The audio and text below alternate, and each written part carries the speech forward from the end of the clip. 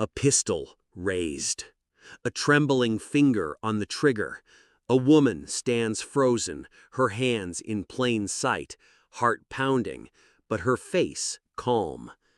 The man shouting at her has no idea who she is or what she has survived. In just seconds, the world will learn a lesson about silent power, respect, and justice. The barrel of the gun glinted under the streetlight, steady but nervous. The security guard's voice cracked as he barked orders, his hand trembling though he tried to mask it with authority. Across from him stood a woman, still, silent, unshaken. She wore no uniform, no badge, nothing to announce who she truly was. To him, she was just another face he thought he could control. What he did not know was that she had stared down rifles in war zones, negotiated with men far more dangerous than him, and led teams into places where most would never return.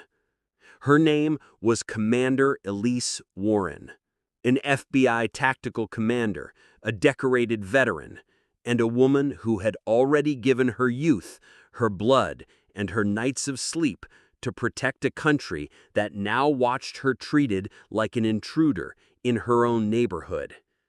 Years earlier, Elise had walked through dust storms in foreign lands, her ears still ringing from explosions that had claimed friends she once called brothers. She remembered the copper taste of blood in her mouth as she dragged a wounded soldier to safety, the smell of gunpowder filling her lungs, the sound of his faint voice whispering gratitude before silence took him.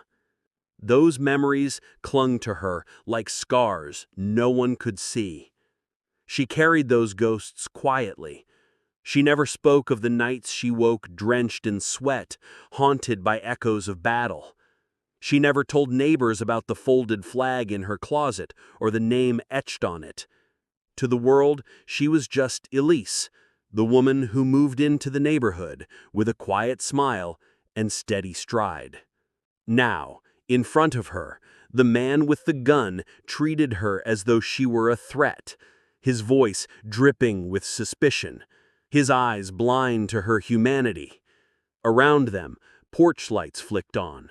Curtains shifted. Neighbors peeked but said nothing. Their silence was deafening. Elise did not flinch. She did not argue. She let silence speak louder than fear. Dignity, she had once told her team, is the most unshakable armor. The guard's hand trembled harder, but she remained steady.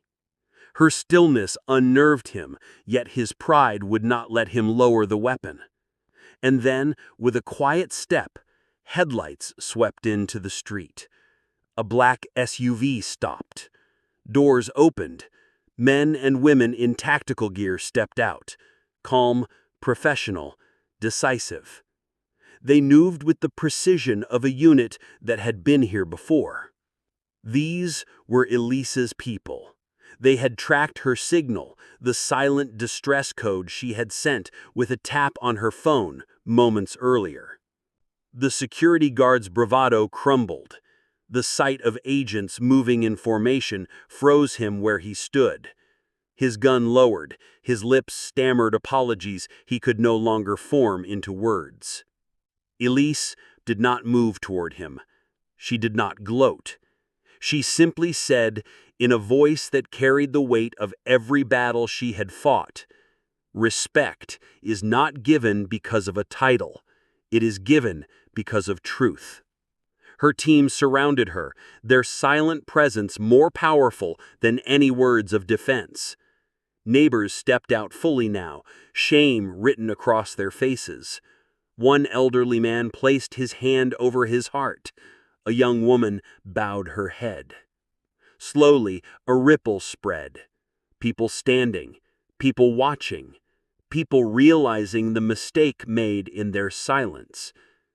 Elise turned once more to the man who pointed a weapon at her and spoke words that would echo across the block. Power without honor is weakness. Silence in the face of injustice is complicity. And with that, she walked away, not as a victim, but as a commander who had once again chosen restraint over rage, dignity over destruction. The man lowered his gaze. The crowd stood in respect. And for the first time, the neighborhood saw Elise not as a stranger, but as the guardian she had always been. In a world where appearances deceive and silence often hides sacrifice, this story reminds us that true strength is not loud. It does not need to shout. It simply stands unshaken until the truth reveals itself. What do you think? Should neighbors have spoken sooner? Where are you watching this story from? Share your thoughts below and subscribe for more stories that honor the silent heroes who walk among us every day.